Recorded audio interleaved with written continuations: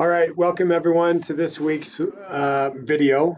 I thought I would set some theme music this week since it's so nice and balmy outside here in Rexburg with all the snow. Uh, just a little Israel Comic Vivo Ole. I feel like it's hard to go wrong with some music that connotes like sandy beaches and warm breeze and blue water. So we're talking about a couple of questions that are asked in here. For time's sake, I think I just want to focus on the first one because I think it's actually the most important one. And the question is, how can the wise choice process be used on a continuous basis to apply and improve your study skills? I think more fundamental than that is, why would you actually do this? If you're taking a course like this, uh, there's only value in as much as you choose to apply these things in your lives.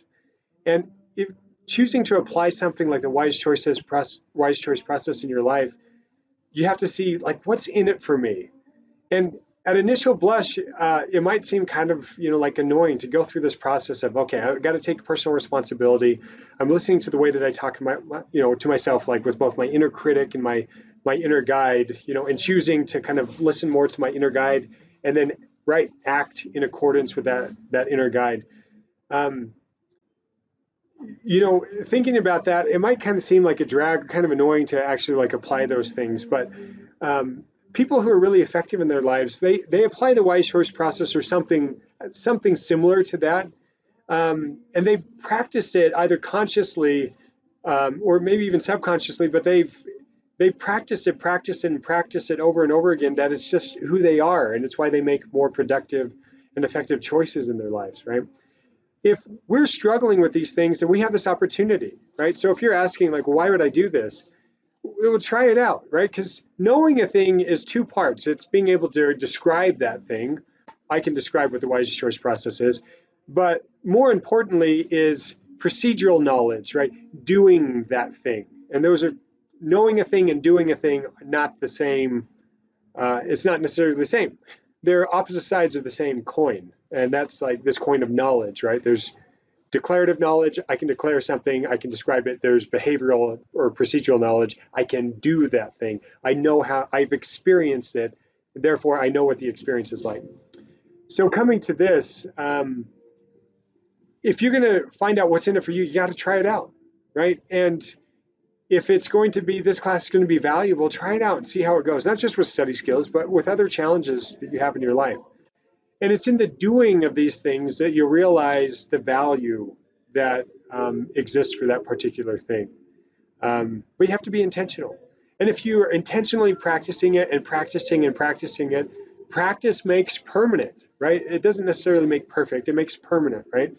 And so the more you practice applying this in your life, the more permanent it becomes. It's no longer something you intentionally think about. It's something that you actually just do because it becomes a part of your thought processes and your actions. Now, if you struggle with motivation, yeah, this seems great, but I don't know if I'm really motivated to do that. Or if you're struggling with motivation generally, I know I should do schoolwork, but I'm not. Or I knew I should change this thing about my life, but I'm not really doing that. A lot of students ask me, how do I change motivation? And that's like a question I've grappled with for a couple of years. And I think I've come up with something as found in the scriptures. Ether 12:27, the Savior tells us through Moroni that he gives unto men and women weakness. And that weakness enables us to be humble. And if we're humble and we have faith in the Savior, then his grace is sufficient to make weakness into strength.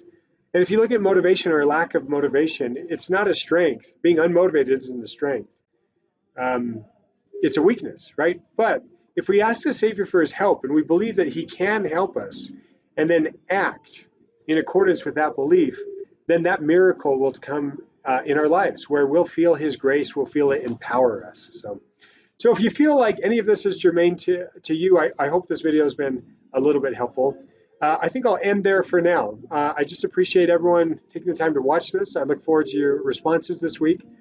If you got questions or anything like that, feel free to ask me, and I'd be happy to work with you. All right, thanks everyone.